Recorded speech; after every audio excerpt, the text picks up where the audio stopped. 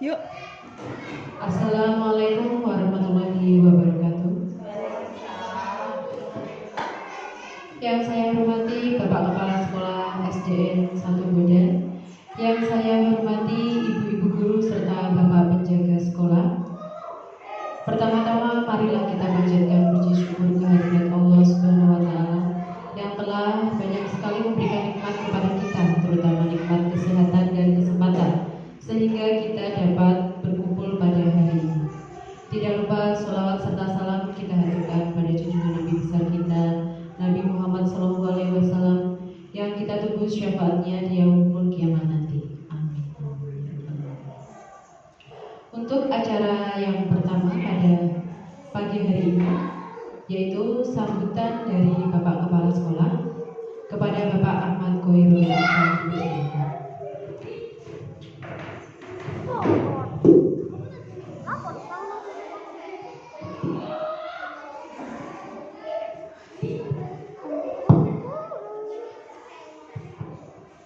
Assalamualaikum warahmatullahi wabarakatuh. Kepada ibu guru dari kelas 1 sampai 6 yang saya hormati, guru mata terakhir dan bapak penjaga sekolah yang saya hormati, terkhusus buat calon guru penggerak Ibu Desi yang saya hormati. Pertama kali kita aturkan syukur alhamdulillah kepada Allah Subhanahu wa taala pada pagi hari ini kita bisa berkumpul dalam ruangan untuk acara diseminasi pemahaman budaya positif modul 1/4 yang akan disampaikan oleh Ibu Desi Kartika Putri. Yang kedua kali, sholawat dan salam kita haturkan pimpinan kita Nabi besar Muhammad Rasulullah SAW. Semoga kelak di kemudian hari kita mendapat syafaat beliau. Amin Allahumma amin. Bapak dan Ibu yang saya hormati, pada pagi hari ini yang pertama kali kita ucapkan selamat atas acara yang diselenggarakan ini, khususnya oleh calon guru penggerak, yaitu dalam modul 1/4, yaitu diseminasi pemahaman budaya positif. Mudah-mudahan nanti dari awal sampai akhir apa yang disampaikan oleh calon guru penggerak bisa kita ikuti dengan baik. Yang kedua kali, Ibu dan Bapak yang saya hormati, acara ini adalah kelanjutan dari yang sudah-sudah, yaitu program dari calon guru penggerak di SD kita, di SD Bodan 1, khususnya Ibu Desi Kartika Putri. Mudah-mudahan apa yang disampaikan nanti bermanfaat, khususnya bagi diri beliau sendiri, pada umumnya mengimbas kepada teman-teman kita semuanya bahwa inilah yang dinamakan program guru penggerak yang ke depan saya yakin karena program pemerintah nanti akan berkesinambungan dan berkelanjutan. Saya sebagai kepala sekolah di sini menghimbau kepada semuanya nanti untuk rekan yang lain bisa mengikuti menjadi guru penggerak yang kemudian ini loh seperti ini sudah ada dari diri kita sebagai percontohan. Nanti kita ke depannya dengan mudah dengan amati, meniru dan aplikasi, sehingga ke depan misalkan ada dari SD kita yang menjadi calon guru penggerak tidak akan kesulitan. Yang berikutnya, acara diselenggarakan ini sekali lagi sebagai pengantar dari kami sebagai yang dituakan di sini, yang mudah bermanfaat khususnya bagi murid dan SD kita yang terluas.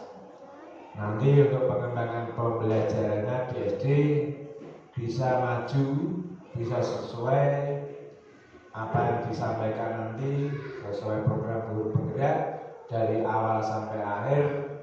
Khususnya Ibu Desi bisa mengaplikasikan, jadi tidak hanya ilmu dipendam di dalam dirinya sendiri, namun bisa diaplikasikan, ditularkan kepada guru yang lain, untuk kelas yang lain, sehingga pembelajaran di SDN kita bisa lebih bermakna, bisa lebih berbobot, dan bisa lebih tidak seperti yang dulu. Ada ungkapan begitu. Jadi ada perubahan, khususnya pembelajarannya, penyampaian pembelajarannya, medianya, kemudian metodenya dan lain-lain. Aplikasi dari apa yang sudah didapatkan Ibu Desi yang pada tahap ini sudah sampai ke modul 1.4. Itu yang dapat saya sampaikan sebagai dan atau pengantar di kepala. Sekali lagi mudah-mudahan acara ini ke depan bermanfaat bagi kita semua, bagi guru, bagi siswa dan bagi sekolah. Kiranya tak lebih dan tak bukan kalau kami berbicara banyak salah. Bila ada kesalahan yang tidak sengaja maupun disengaja, mohon dimaafkan yang sebesar-besarnya. Billahi taufiq wal hidayah. Assalamualaikum warahmatullahi wabarakatuh. Saya kembalikan.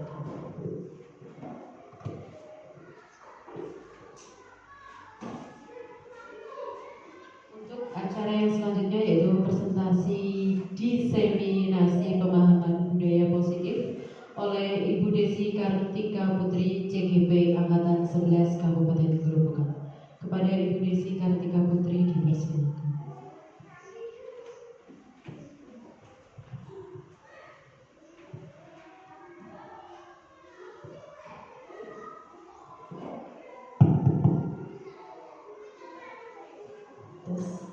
Assalamualaikum warahmatullahi wabarakatuh. Terima kasih atas waktu yang telah diberikan. Terima kasih juga kepada Bapak Ibu guru semua karena sudah menyempatkan waktunya untuk presentasi siang hari ini, yaitu diseminasi pemahaman budaya positif modul 1.4.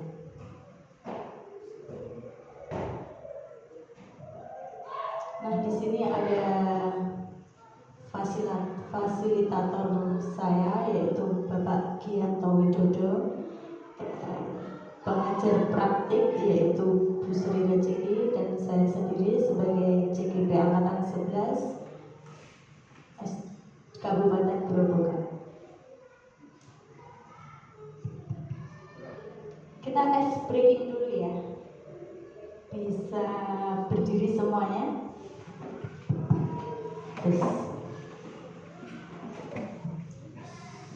Biar tidak ngantuk, sepertinya ada yang ngantuk ini yang depan. Nanti kita seperti ini, jadi tepuk konsentrasi ya. Nanti ada tepuk 1, jadi bunyinya itu hanya 1, prok gitu. Kalau tepuk 2, prok, prok, kanan kiri, prok, prok. Setelah itu tepuk 3. Tepuk 3 yaitu kanan, kiri, atas. Prok, prok, prok. Lalu tepuk 4. Tepuk 4 nanti prok, prok, prok, prok. 2, 2. Selanjutnya tepuk 5. Prok, prok, prok, prok, atas, prok. Bisa nggak? Kita coba ya. Tepuk konsentrasi. Tepuk 1. Tepuk 1. Tepuk 2. Tepuk 2. Tepuk 3. Tepuk 3. Tepuk 4. Tepuk 5. Tepuk 1, 2, 3, 4, 5.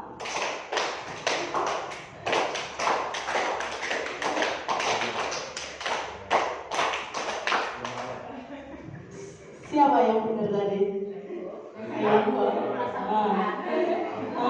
Berarti ini kurang konsentrasi ya, masih ngantuk ya. Oke, sekali lagi ya. Tepuk 1, 2, 3, 4, 5.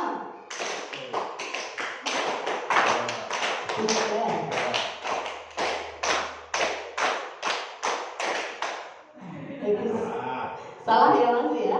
Tepuk tangan untuk kita semua. Terima kasih. Masih ngantuk kan? Nah, ada pantun. Nanti tolong dijawab dengan cakep saja. Pagi-pagi masak sayur opor, Cakep.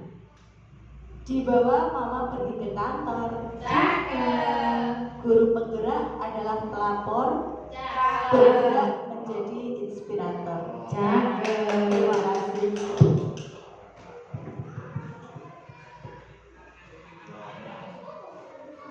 Langsung saja kita ke materi diseminasi budaya positif. Yang pertama di sini ada disiplin positif dan nilai-nilai kebajikan universal. Yang kedua ada teori motivasi hukum dan penghargaan restitusi. Dan yang ketiga keyakinan kelas. Keempat kebutuhan dasar manusia dan dunia berkualitas. Kelima restitusi, 5 posisi kontrol. Yang keenam restitusi dan segitiga restitusi. Nah, di sini setuju atau tidak setuju? Hukum dapat mendisiplinkan anak. Setuju tidak? Setuju. Hukum dapat mendisiplinkan anak. Setuju tidak? Setuju. Tergantung hukuman positif atau negatif. Yang kedua pemberian hukuman dengan hal positif seperti membaca atau membersihkan halaman sekolah dapat meningkatkan disiplin anak. Ini yang positif ya. Yang ketiga memberi penghargaan dapat meningkatkan motivasi belajar anak. Selanjutnya disiplin positif dan nilai-nilai kebajikan universal. Apa makna disiplin? Disiplin bahasa Latin artinya belajar. Makna asal dari kata ini berkonotasi dengan disiplin diri dari murid Socrates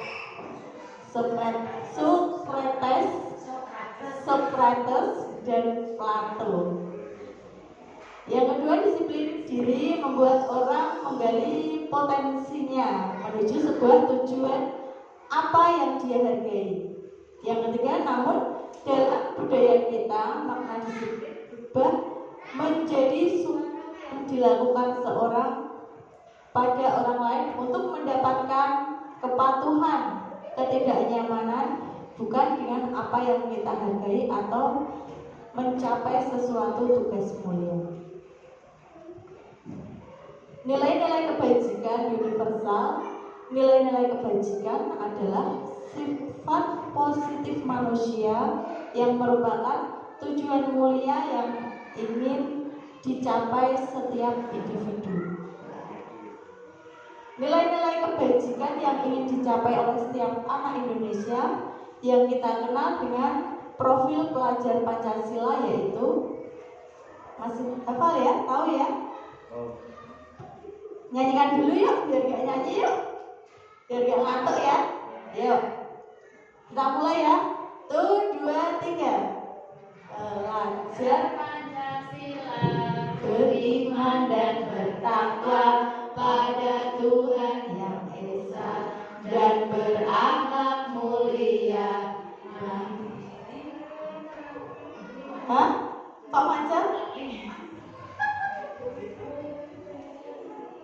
Beriman dan bertakwa pada Tuhan yang Esa dan berakhlak mulia, berkebinekaan global, gotong royong mandiri, kreatif dan bernalar kritis. Gimana? Kembali ya? Emang saya buat seperti itu di jarak. Malah saya mau tamas ya, berkeliling-keliling kota. Nah itu apa ya? Ya selanjutnya, teori motivasi hukum dan penghargaan restitusi. Teori motivasi perilaku manusia. Di sini ada motivasi eksternal, motivasi internal. Yang pertama motivasi eksternal untuk menghindari ketidaknyamanan hukuman. Apa yang terjadi apabila saya tidak melakukannya, dan untuk mendapatkan imbalan dari orang lain atau institusi, apa yang akan saya dapatkan apabila saya melakukannya.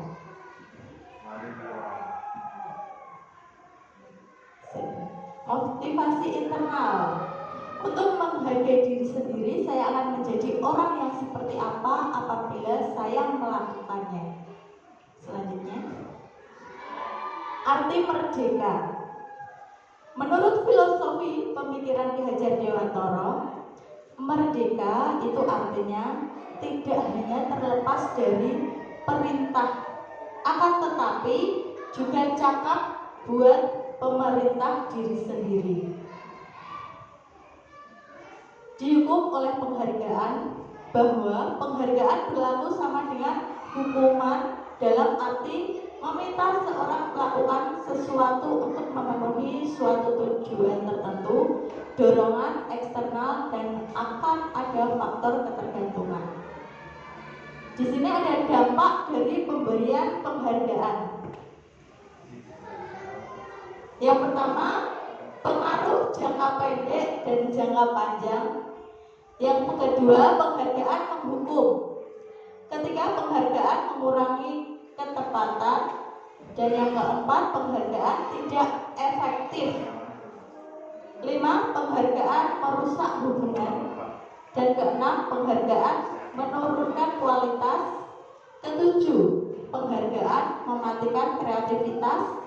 Kedelapan, penghargaan mengurangi motivasi intrinsik.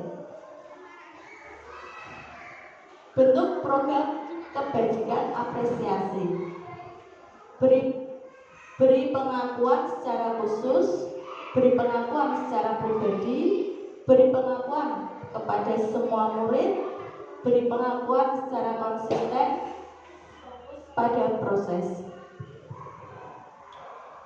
Contoh pengakuan apresiasi kebajikan. Di sini ada pembuka, nilai kebajikan, dan situasi.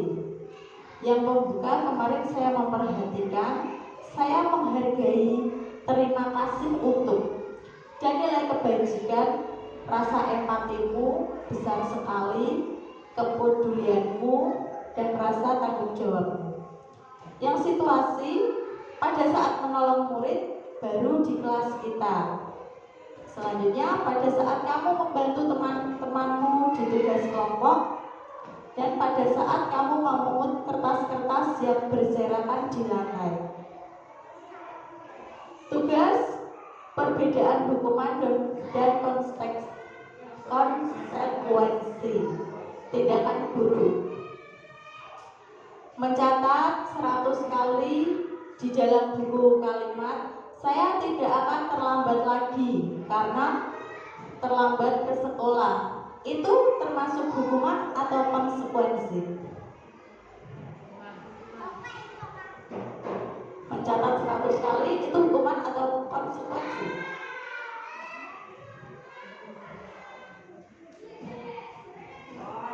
Hukuman.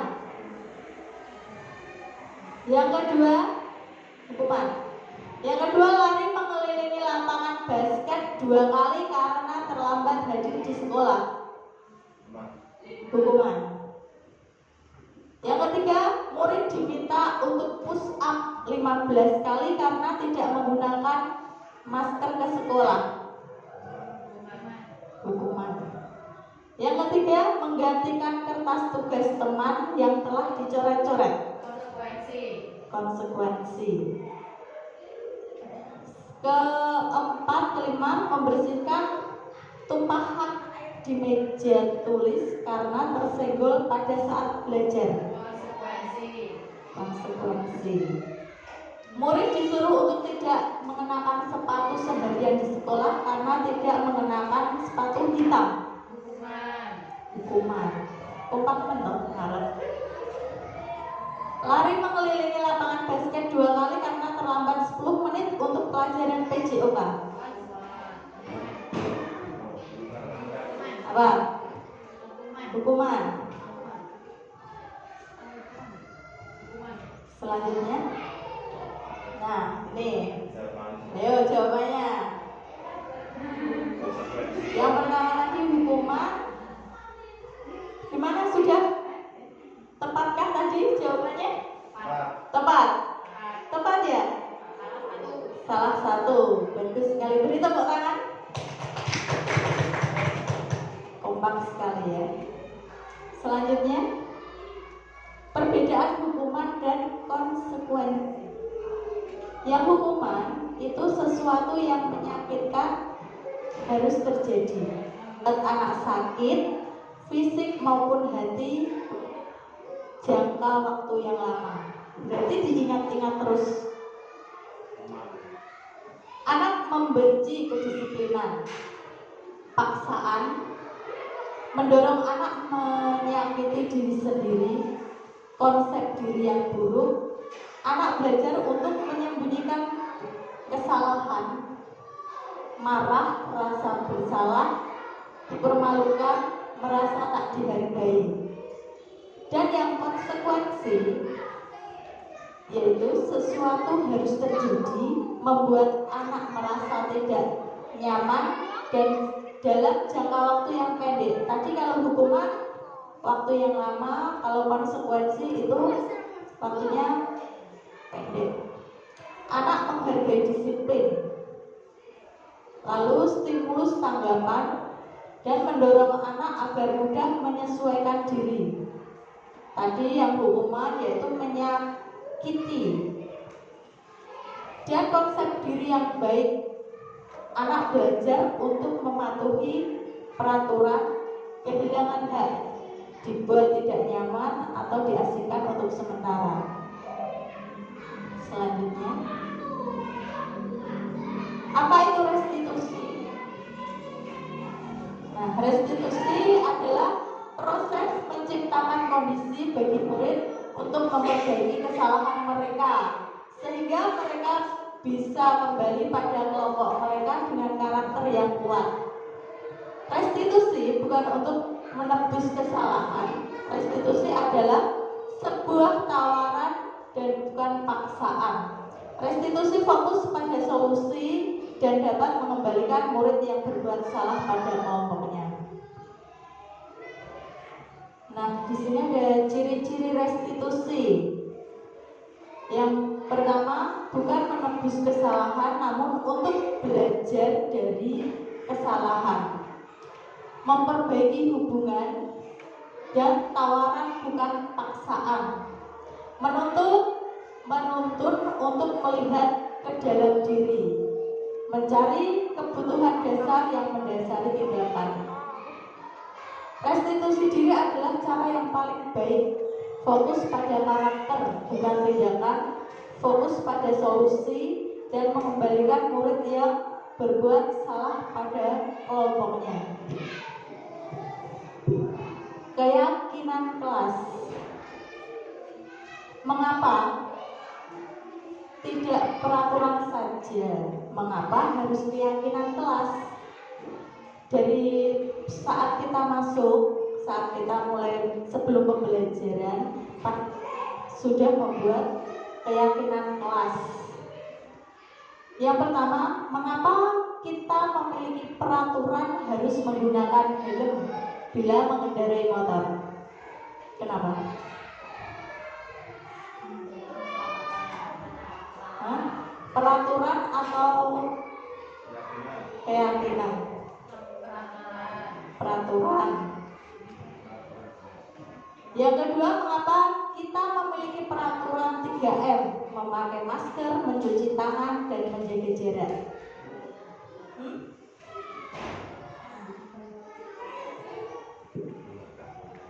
Mengapa kita memiliki peraturan 3M? Memakai masker, mencuci tangan, dan menjaga jarak. Peraturan menjaga kesehatan, apalagi dulu COVID. Nah, bagus. Ini untuk diri kita sendiri ya, berarti untuk kesehatan kita sendiri. Yang ketiga, mengapa kita memiliki peraturan harus datang tepat waktu saat mengikuti pelatihan? Keyakinan. Disiplin. Untuk mendukung motivasi intrinsik kembali ke nilai-nilai keyakinan kelas, lebih menggerakkan seorang dibanding mengikuti serangkaian peraturan. Selanjutnya,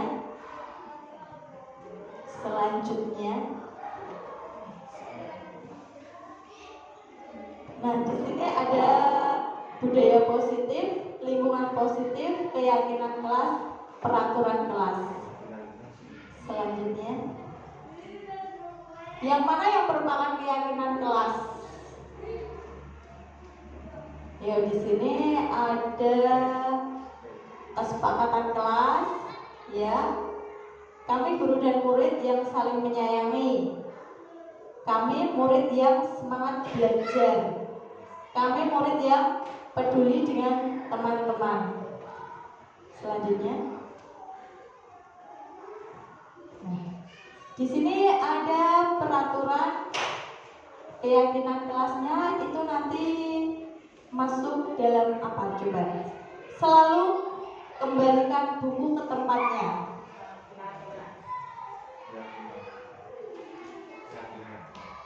Keyakinan. Dilarang mengganggu orang lain. Maksudnya disiplin atau jujur. Ya. Lalu hadir di sekolah 15 menit sebelum pembelajaran dimulai. Disiplin. Dilarang melakukan kekerasan. Pilihannya apa saja? Disiplin, terus apa lagi? Tanggung jawab, disiplin.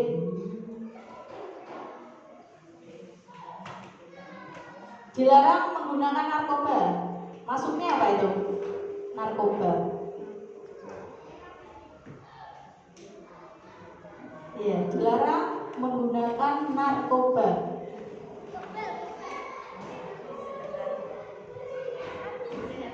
Kesehatan.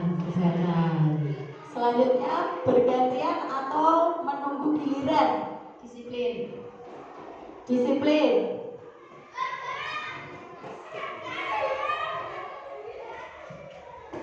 Gunakan masker. Kesehatan. Iya.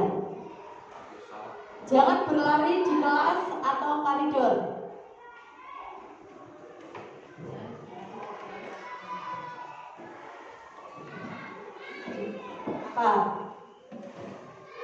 Apa? Jangan berlari di kelas atau koridor.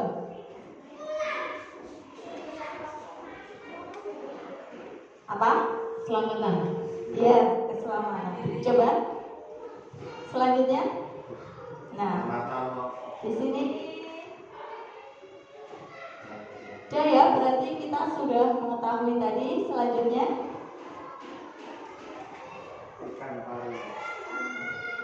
Selanjutnya, kebutuhan dasar manusia dan dunia berkualitas. Selanjutnya, 5 kebutuhan dasar manusia, yaitu bertahan hidup, kasih sayang dan rasa terima, kesenangan, kebebasan penguasaan. Selanjutnya, 5 posisi kontrol. Nah, di sini ada 5 posisi kontrol, yaitu penghukum, pembuat rasa bersalah, teman, pemantau, dan manajer.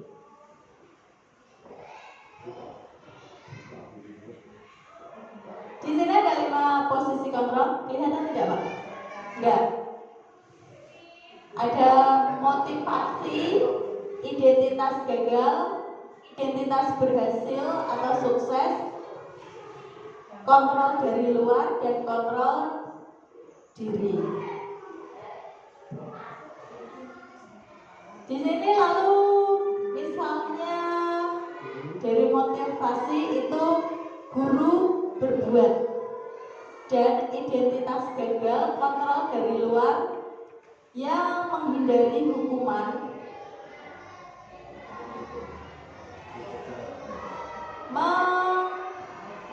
menghadik, menunjuk-nunjuk, ya, menunjuk-nunjuk, menyakiti, menyindir. Itu adalah penghukum yang membuat rasa bersalah, berceramah, dan mengatakan seharusnya atau ibu kecewa. Dan yang teman membuatkan alasan-alasan untuk muridnya. Yang pemantau itu menghitung dan mengukur, dan manajer mengajukan pertanyaan-pertanyaan. Misalnya, itu perbuatan salah atau benar, salah atau tidak. Selanjutnya, nah ini ada pertanyaan-pertanyaan. Nah, dan siapa yang mengatakan saya kecewa sekali dengan kamu, itu berarti membuat orang lain merasa bersalah. Kamu tidak pernah benar melakukannya. Itu penghukum masuknya. Ayolah lakukan demi ibu, bapak. Itu sebagai teman. Apa kamu mau mendapatkan stiker bintang dari hari ini? Itu pemantau. Dan bagaimana kamu bisa menyelesaikan masalah ini sebagai manajer? Lalu kamu selalu yang paling terakhir. Itu adalah penghukum. Selanjutnya, posisi kontrol yang sebaiknya digunakan. Dari 5 posisi kontrol yang sebaiknya digunakan guru, karena sudah sesuai dengan filosofi pemikiran Ki Hajar Dewantara, adalah posisi kontrol sebagai manajer. Guru sebagai manajer, yang mana guru melakukan suatu kegiatan bersama murid, mempersilahkan murid untuk mempertanggungjawabkan dan mencari solusi atas permasalahan yang dihadapinya. Posisi manajer mengacu pada restitusi yang dapat membuat murid menjadi manajer atas dirinya sendiri, sehingga menciptakan identitas positif atau keberhasilan pada diri murid. Di sini ada segitiga restitusi.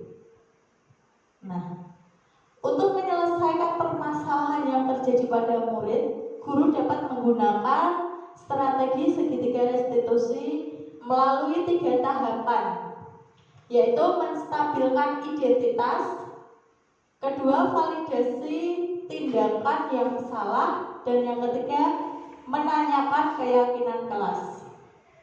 Selanjutnya, menstabilkan identitas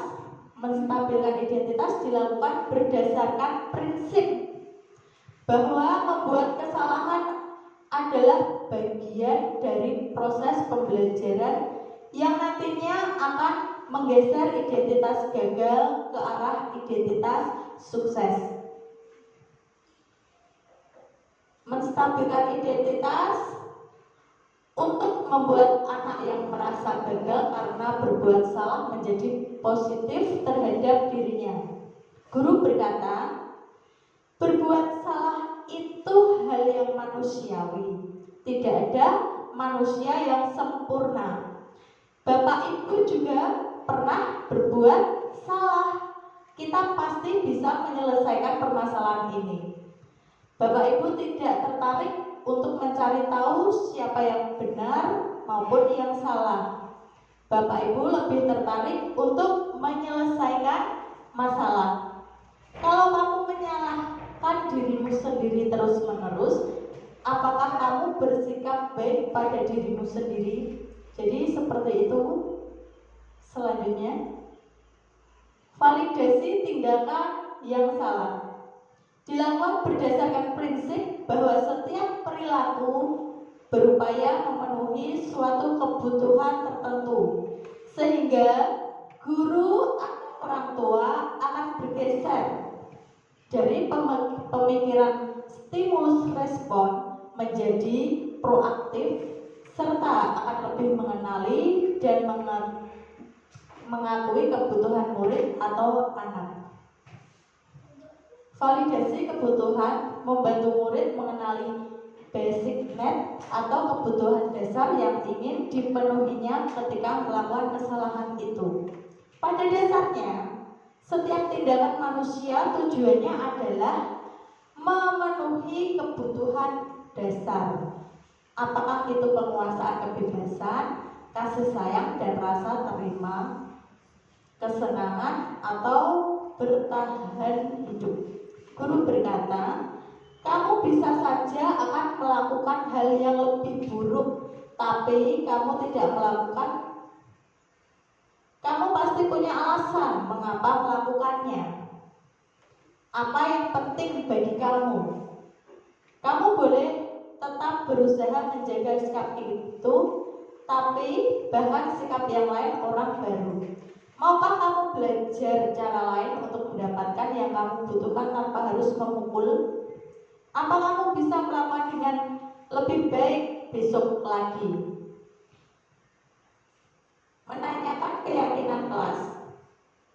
Menanyakan keyakinan dilakukan dengan memberi pertanyaan bermakna kepada murid atau anak untuk memunculkan motivasi secara intrinsik sehingga mampu mengaitkan keyakinan dengan tindakan yang salah. Menanyakan keyakinan. Guru berkata, apa ini yang kita percaya atau di kelas atau sekolah kita? Nilai-nilai universal apa yang telah kita sepakati? Kelas yang ideal itu seperti apa sih? Kamu ingin jadi anak seperti apa?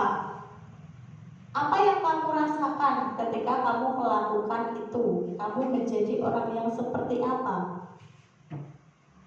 Disiplin positif, teori kontrol, teori pilihan. Di sini Anda tidak bisa mengontrol orang lain, hanya ada yang bisa mengontrol diri sendiri. Dan semua perilaku memiliki tujuan, model berpikir menang-menang, kolaborasi dan konsensus menciptakan pilihan-pilihan baru. Realita kebutuhan kita berbeda, kita berusaha memahami pandangan orang lain tentang dunia. Selanjutnya, nah di sini ada dokumentasi penerapan segitiga restitusi dan keyakinan kelas, khususnya kemarin di kelas saya sendiri, kelas 3, yaitu saat anak menyontek dan anak mengantuk di dalam kelas. Dan saya menyelesaikan masalah tersebut menggunakan segitiga restitusi. Selanjutnya, pemikiran paparan ini adalah pemikiran paparan tadi, semoga bermanfaat dan menginspirasi Bapak Ibu semua. Terima kasih, semoga kita bisa tergerak, bergerak, dan menggerakkan. Terima kasih.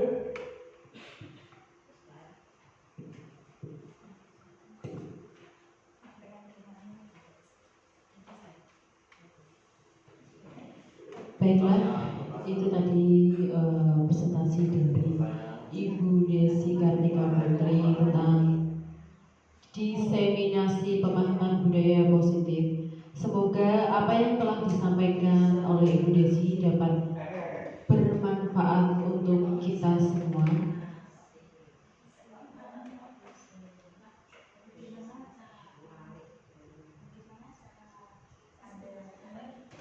Kita lanjut sesi pertanyaan ya. Jadi apa yang tadi disampaikan oleh Bu Desi kita dapat menanggapinya. Ya, mungkin tanggapannya dengan apa yang tadi sudah disampaikan oleh Ibu Desi. Monggo kepada Bu Is. Atau saya dulu ya, saya beri tanggapan dulu ya. Dari tadi yang sudah disampaikan Bu Desi secara tidak langsung saya sudah bisa memahami apa itu hukuman dan konsekuensi. Dan ternyata yang kalau dulu kita kan belum begitu paham, kita tahunya itu hanya hukuman. Dan ternyata hukuman dan konsekuensi itu beda, di mana hukuman itu justru menyakiti anak dan membuat anak itu tidak benci dengan disiplin. Ya, mungkin nanti kita bisa belajar untuk mendisiplinkan anak kita berarti menggunakan konsekuensi bukan hukuman.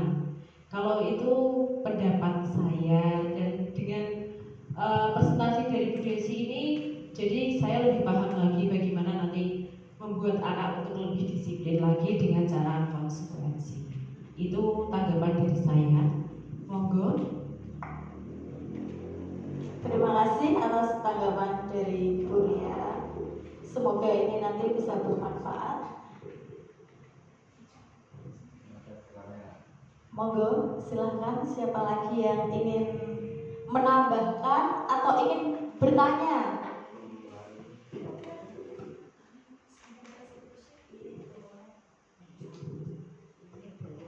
Monggo. Ya, saya akan Perkenalan dulu. nama saya Bu Siti Kaya. Saya ingin menanyakan contoh dari penerapan segitiga restitusi itu bagaimana? Iya, terima kasih. Ya, terima kasih. Bagaimana contoh penerapan segitiga restitusi? Nah, begini, mungkin semuanya, ibu-ibu semua mungkin sudah melaksanakan atau melakukan hal tersebut saat ada kasus anak. Saya yakin kalau Bapak Ibu semua pasti sudah pernah menangani hal seperti ini dan sudah melakukannya. Namun mungkin belum tahu, oh itu ternyata namanya adalah segitiga restitusi begitu. Yang pertama kemarin contohnya ya, saat pembelajaran, saat ulangan itu ada salah satu anak yang menyontek.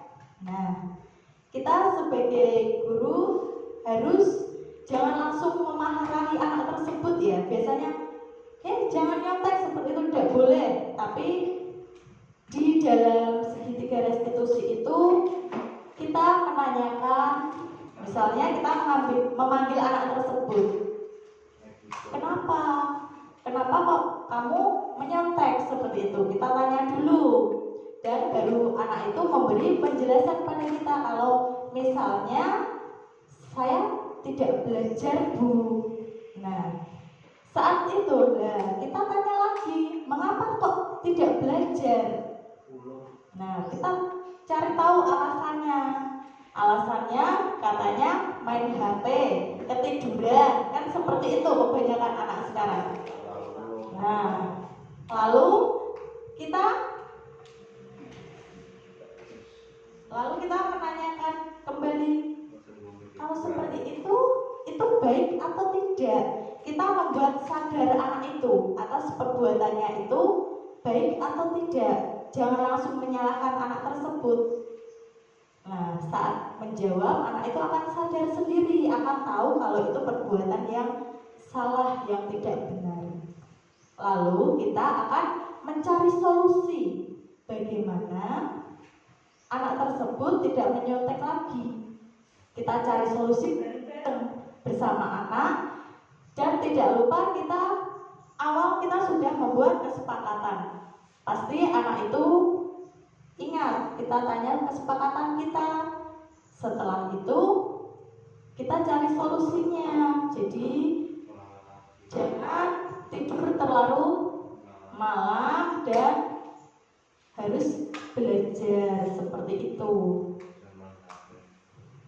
Monggo, bagaimana? Ya, terima kasih atas jawabannya. Semoga memuaskan. Terima kasih. Waktu saya kembalikan ke moderator. Mungkin ada lagi yang ingin memberikan tanggapan atau bertanya kepada narasumber kita. Monggo, di sini ada tambahan. Baiklah, kalau sudah cukup dan sudah tidak ada tambahan, kita tutup acara pada hari ini dengan bacaan hamdalah bersama-sama. Semoga dengan presentasi ini kita menjadi lebih bergerak dan tergerak. Mungkin cukup sekian dari saya. Mohon maaf apabila ada salah kata.